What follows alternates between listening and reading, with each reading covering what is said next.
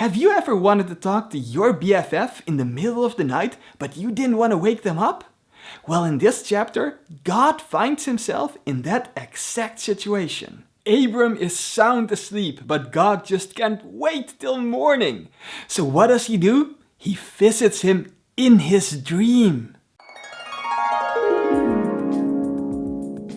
Psst, psst. Yo, Abram, over here. Yo, what's up? No, that's not me. I'm over here. Over here, bud. Oh, hey God, how are you? I'm good, bro. I just came here to tell you that you shouldn't be afraid, because I'm here to protect you and I'm gonna give you lots of stuff. Wow, thanks God. Now that we're on the subject, can you give me a kid?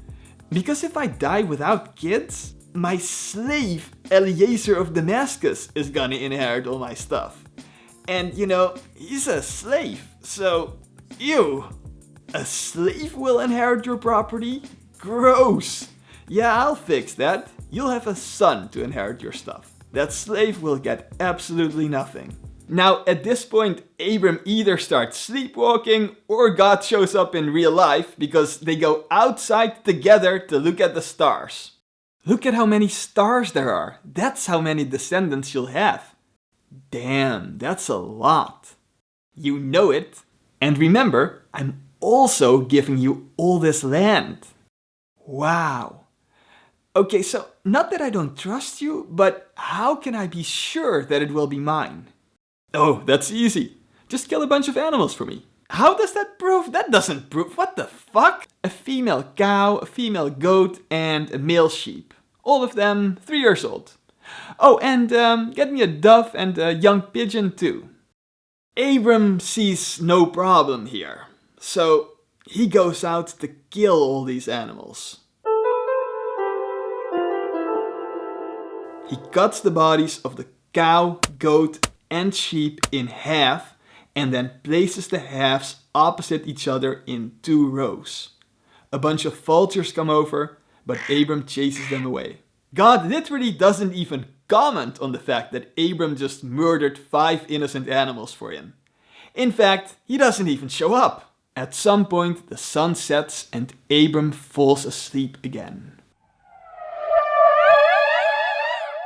This time, he finds himself in nightmare territory.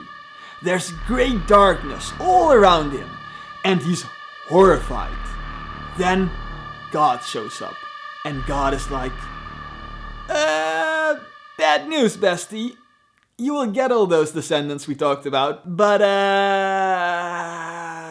they're gonna be slaves. It turns out that when God said he was gonna give Abram land and descendants, he meant land and descendants. He just forgot to mention that little asterisk there. But now he lays it all out for Abram. Listen up, this is what he says. Your descendants will actually live in a foreign country where they will be strangers and they will be abused and enslaved. They will remain slaves for 400 years. But don't worry, after those 400 years of slavery, I'm totally gonna punish the people involved. Your descendants will eventually leave that country with great wealth. It will be 4 generations before they can come back here though, because the Amorites are gonna fuck this place up and I'm gonna let them. But you know, I'll drive the Amorites out eventually and then your descendants can come back here, okay?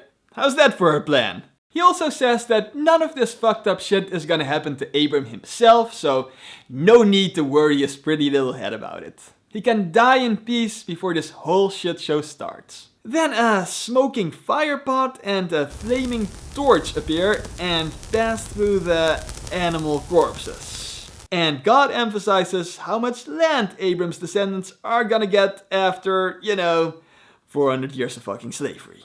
Abram, buddy, I promise to give your descendants all the land from the border of Egypt to the river Euphrates. That's a lot of land, bro, including the lands of the Kenites, the Kenizzites, the Cadmonites, the Hittites, the Perizzites, the Rephaim, the Amorites, the Canaanites, the Girgashites, and the Jebusites. All for your descendants, bro. Just 400 years of slavery.